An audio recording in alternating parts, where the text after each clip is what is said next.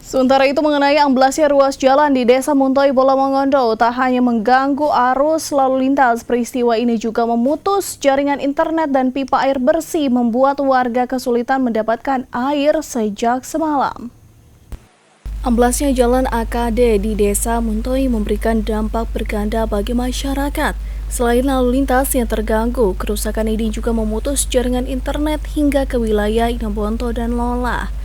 Namun, dampak yang paling dirasakan warga adalah putusnya pipa air bersih menuju rumah mereka.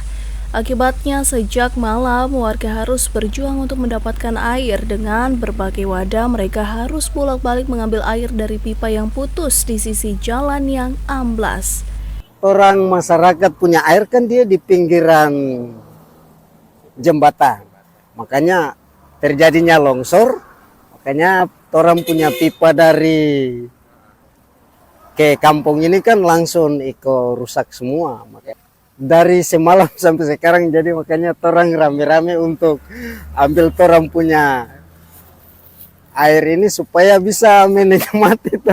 Mau memasak atau mau apa kan semua harus dari sini. Warga berharap tim dari Balai Pelaksana Jalan Nasional segera melakukan perbaikan pada jalan yang amblas.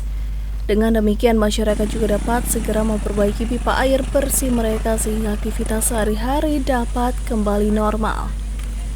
Dari Pulau Mongodo, tim liputan Kawanwa TV melaporkan.